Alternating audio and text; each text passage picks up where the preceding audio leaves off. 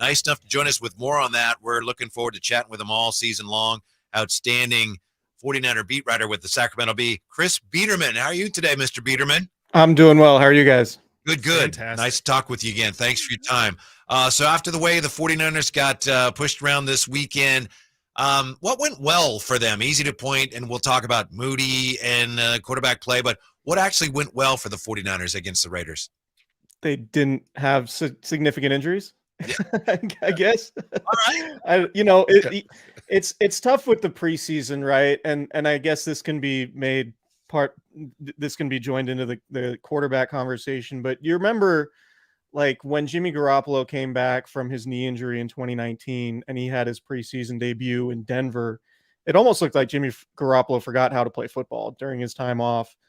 And so I think there's an element when it comes to the Trey Lance discussion that, this guy hasn't played actual football in 11 months.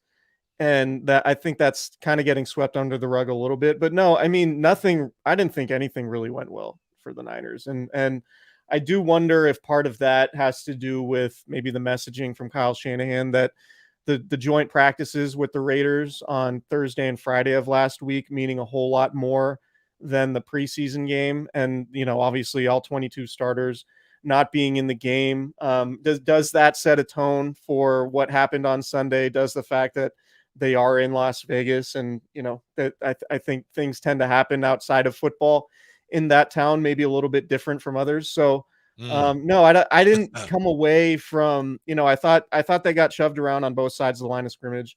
I didn't think they covered particularly well. I don't know if there's a single player, maybe outside of Ronnie Bell, although he had that drop in the second half that led to an interception. I don't know that there's somebody that really stood out. You go, wow, that was a really encouraging performance. But silver lining, obviously, first preseason game doesn't count, and now it sort of sets the bar very low, and they can only go up from here if you're trying to put a positive spin on it. But no, I honestly, the injuries, to me, the lack of significant injuries was the most positive takeaway from that game, which sort of speaks to how poorly it went from the 49ers perspective. Chris, a couple weeks ago, we've been talking about Rich Eisen and Steve Weiss, saying that they were hearing and possibly thinking that there's a possibility Trey could not be here by the start of the season. And, Greg Papa went on San Francisco radio yesterday and pretty much said that Darnold is clearly ahead of him. And would you be surprised, or what would your surprise level be at if Trey wasn't with the team by the start of the regular season? Yeah, that's tough. I mean, I would be personally pretty surprised if he wasn't on the team. First of all, I don't think they're going to cut him. I don't see how that's beneficial to them at all. I just don't know that Brandon Allen is such an upgrade over Trey Lance. If Trey Lance is indeed the number 3 quarterback, that you would make that call and go with him over Trey Lance, given what Trey Lance upside still is. To me, and I've said this a few different places now, but like if you try to read between the lines on everything that's being said at 49ers headquarters, I think both publicly and privately, they are definitely all in on this season. And moving off of Trey Lance now, even if it is just for a late round draft pick, that draft pick doesn't help the team this season at all, right? So given that Kyle Shanahan has had to utilize 3 starting quarterbacks in 4 of his 6 seasons, it still makes sense to me to have Trey Lance on the roster, even at his $10 million cap figure, just because you want that high upside sort of insurance policy, whether he is the second string or third string quarterback. You trade him for a pick, that doesn't help your team at all this year, unless you really just believe that Brandon Allen is a better player. And then I guess that's justifiable because you look at the long-term cap ramifications. Yeah, you move off of his $10 million now. You could spend that $10 in cap room forward, and then you have a little bit of cap savings going forward into next season. But I would contend, or I would say that just trading Trey Lance after the season makes a lot more sense to me than it would trading him right now, particularly now because, his value would seem to be at a low point until he plays actual regular season games.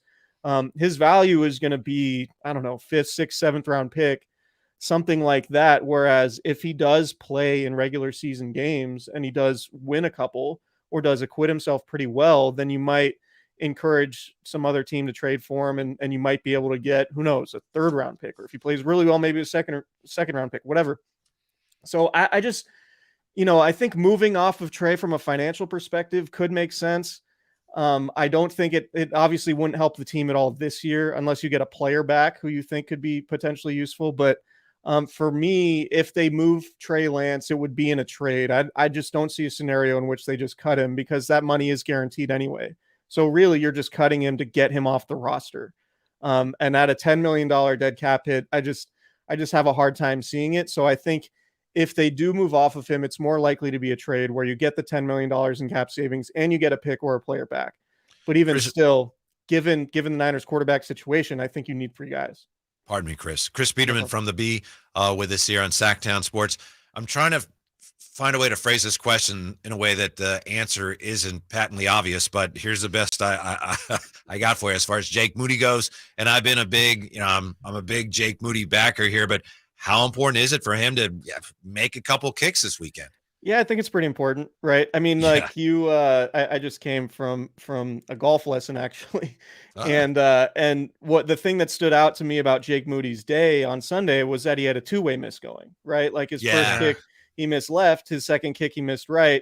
Ideally, you want to have your miss be the same direction, right? And I'm kind of thinking about that as because golf's in my head right now. But which way are you missing right now, Chris? My miss is generally generally slicing it right. I think I'm chicken pretty, winging it, huh? Yeah, pretty standard, just coming over the top, a little steep. Yeah. No, but I think I just think that it's a little bit different from a headspace standpoint when you have a 2-way miss going.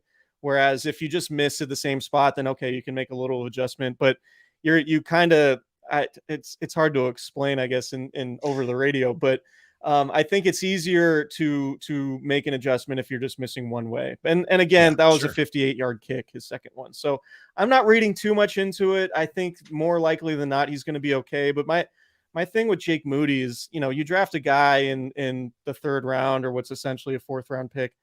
Like he just has to be good. He can't be a middle of the road kicker. He can't be a guy that you really have any questions about, particularly since he's replacing a guy in Robbie Gould who never missed a kick in the playoffs for the 49ers. So there's that added pressure. And the thing with Sunday is now we're talking about it. If Jake Moody had just made those 2 kicks, nobody's talking about it. There isn't that pressure. But on the other hand, if you want to look at the bright side of it, you can say, all right, this guy now has to kick under pressure, and maybe he can get that feeling of, dealing with pressure in a preseason setting, which is frankly pretty rare. Kind of similar question here, but a different guy. Tight end was clearly a point of emphasis, or depth at tight end was clearly a point of emphasis for the Niners in the draft this year. How important, same question, I guess, how important would it be for Cameron Latu to put together a good performance this weekend after, just from what I've understood, a very rough training camp so far? Yeah, it hasn't been great for him. A lot of drop passes. You've heard that fumble in the second half of that game deep in their own territory didn't help. I think, the 49ers took a chance on Cameron Latu. It's a big time projection, right? They look at the athletic traits. They look at what he could be. But in the meantime, it's a steep learning curve for him. I think particularly at tight end. You hear George Kittle talk about it all the time. His rookie season, he was basically running around with like a chicken with his head cut off. He'd say that over and over again. And the tight end has so many responsibilities in the running game and the passing game that sometimes guys can be in their head a little bit and overthink. And that's sort of what can lead to concentration lapses. And I think tight ends just have a lot on their plate. And so really the big difference, like what was so encouraging about George Kittle, you remember going back to his rookie season in 2017, he had a couple plays in that preseason. I remember a long touchdown he scored against the Broncos where it was like, oh, that's a little different looking. Like that doesn't look like just a 5th round pick out there. And then that ended up, it ended up being true in the sense that like, no, George Kittle actually developed into a star player. We're not seeing any of those signs from Cameron Latu. Like he's dealing with the transition to the NFL, to the transition to Kyle Shanahan's offense, which again puts a lot on the plate of tight ends, and he's struggling with it. And so, I wonder, is this a Trey Sermon situation, right? Like, are they gonna, how much do they value what his potential is versus how much they're going to need him right now? And does that mean that, is his roster spot in jeopardy? You would assume a rookie 3rd round pick is just going to make the team. But I mean, this team is in win now mode, and I don't see a scenario in which if he hasn't earned it, they're just going to keep him based on his draft status. I think they're trying to win a Super Bowl right now, and they've seen Ross Dwelley be helpful to them in a myriad of ways, right? Ross Dwelley can play fullback if Kyle Juszczyk gets hurt. Charlie Warner is somebody they trust to essentially be their second tight end, and somebody who they really like as a blocker.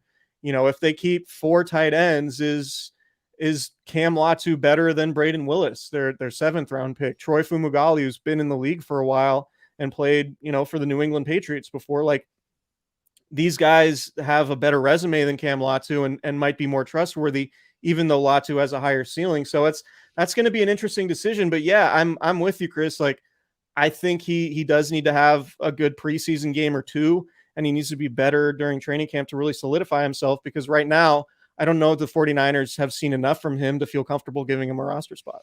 For great 49er coverage, check out Chris Biderman in the Sacramento Bee, and we're looking forward, Chris, to having you with us all season long. Thanks very much for your time, and good luck with that slice, brother. Hang in there. You turn that slice into that power fade, right? I bet you got the power fade. It's an alignment thing. Just got to get my shoulders a little bit less open. But I'm feeling good with the ball striking, so we'll get that going. Good. All right. Nice. Thank you. We appreciate it. Yeah, appreciate you.